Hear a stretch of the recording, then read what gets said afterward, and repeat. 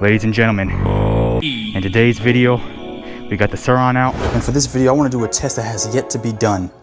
And that is the QS165 V2 versus the stock Sur Ron motor on the Sur Ron. Now I took out to the table to talk specs, starting off with the stock Sur Ron motor. As we already know, the stock motor will push 72 volts, but it took a little bit of research for me to find that the stock motor can peak up to 17 kilowatts at 72 volts.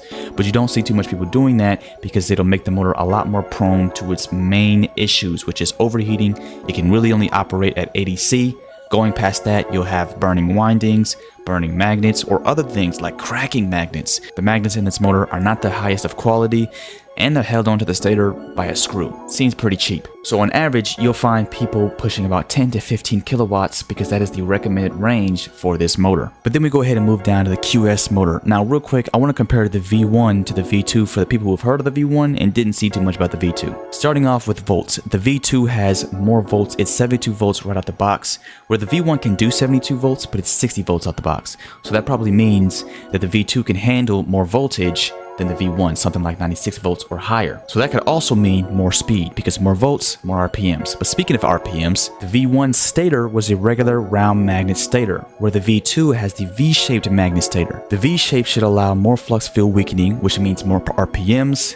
But not only more RPMs, the V-shapes give more torque. So this motor has more torque and way more RPMs than the V1. But that's enough with talking about that. Let's get into the regular specs that the average e-bike user would know. And that is that you can go all over YouTube or even forums and find that the V2 can push 20 to 28 kilowatts comfortably. No heat, no major problems. So now that I've gotten the specs out the way, let's get off the table, let's hit back outside, and let's get to finally testing these motors out. So now we are off the table and we're outside. The Sur Ron's here. Not only does anyone barely ever use the QS165 V2, the last time we seen a comparison was with the V1. We all know the V1, it didn't really deliver. But after the V1, everybody abandoned the V2, barely even looked at it, barely gave it a chance. The most I see on it is mini bikes. I think I've only seen one, maybe two builds with the QS165. And I just want to do some simple tests. I want to use as much power as I possibly and safely can on the road with this stock motor. I'm probably not going to do any off-roading because I still have the stock belt on. But what should help heat the motor up and stress it out is this very small sprocket I have. The stock motor is still installed. It's time to see which motor is actually better than the other. Of course, starting off with the stock Sur Ron motor. Woo! Oh yeah, I'm gonna be honest too. This is the first time I actually rode this bike before anything else is done. So I don't know what to expect for torque. I don't know what to expect for power, especially for torque since I got this really small sprocket in the back. But oh man, it wants to move. My throttle aggression is like 25%. So it still feels a little aggressive right now. I may turn it down just a tad bit, but I'm in the max gear right now, of course.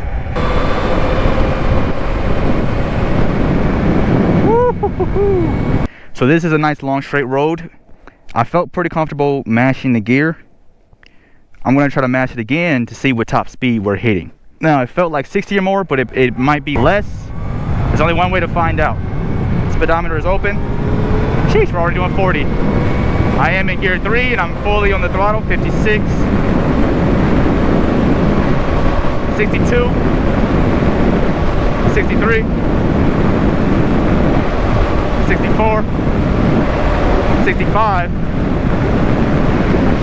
66. Woo-hoo-hoo-hoo. Now this is a bit of a downhill, so that could really be helping it out. But it seems like 65 is our speed. The torque to this is not bad with this gear ratio.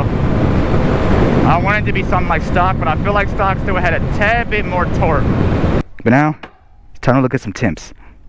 That's on the heat sink. Okay, so 62, 61 is now cooling down.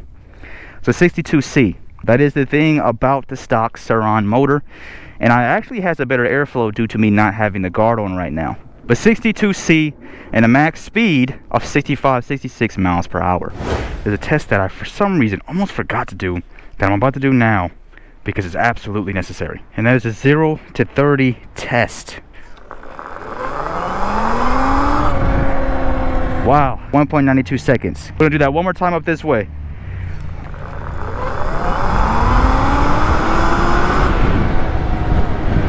.67. I'm not gonna lie, I feel like I wasn't as quick on the throttle. Should I do that one more time?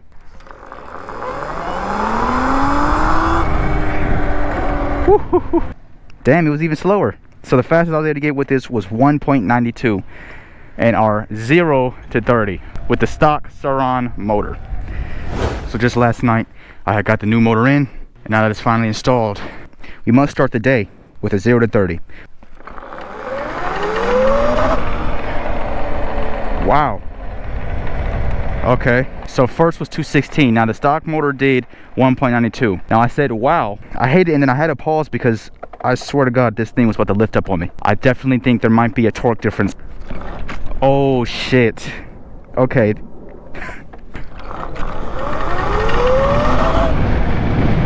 Okay, so that's enough drag mode. The stock motor is not touching this motor right now when it comes to torque.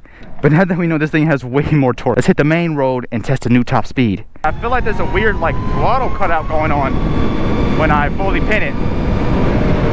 Yeah, I'm feeling it. It's going and it's stopping. What the hell? But right now we're only doing 53. There's definitely a strange throttle issue going on now. I'm going to assume that's coming from this motor because it did not do that with the stock motor. Oh, apparently I did 55 as the max speed. Okay. Okay, it's actually cooler. So it went from 56, now it's going back down to 55. So it is indeed cooler than the stock Sur Ron motor. Now, one thing I do want to say, one more thing I want to add in right now with the stock motor. I'm kind of curious about this hitting 60C with a setup like this, because if I have it tuned properly enough to use all the wattage I have it set to, this doesn't have a guard on, so it's getting all the air it needs, and it's still hitting 62C. The breeze right now actually feels really nice. Me living in the good old desert, Nevada, Las Vegas, it gets way, way hotter than it is right now. Right now it's probably only like 85 degrees, but all the time in summer we're typically about 107 to 110 degrees, sometimes 112. That'll kind of scare me during Las Vegas summer. I gotta really consider those things, seeing that the place I live in gets real hot, and for me that's a downside. That's a little bit worrisome for the motor to get that decently, not crazy, but decently warm during these type of temperatures. So of course we must remember we're on a very small sprocket, so both motors could probably go faster with the right sprocket setup, but this sprocket is real good to stress the motors out. So getting heat from the small amount of driving we did, 56 compared to the 62 we got on the stock Sur Ron, so this indeed is cooler. It's torqueier, but it's not quite faster. So right now I'm gonna blame it on my gearing.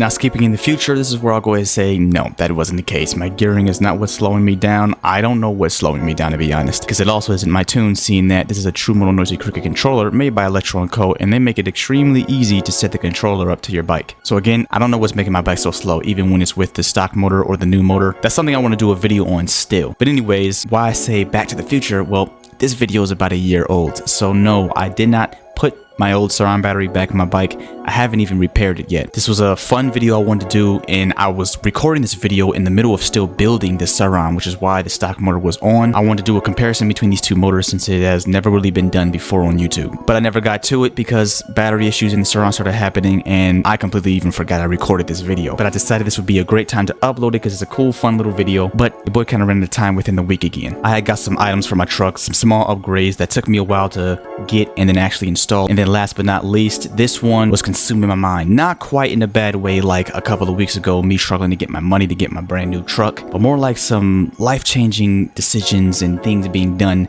in the background, some things I had to handle, some places I had to be, so I can get ready for what's about to happen next month. I'll be letting y'all know what that is soon. I actually have to, because this is probably going to affect my schedule. I'm gonna try to keep it from doing that, but it might do so. So I will be informing y'all on what's happening very soon. But with all that being said, this was a simple, short little test. I may even do it again because I still do have my stock motor, and I feel like I am kind of willing to really try to beat these motors up even more. But until then, it has been your boy. Make sure you go ahead, like, comment, and hit the subscribe button to get electrified with the rest of the people. Become electric with the rest of the people. It has been and me. I'm out. Peace.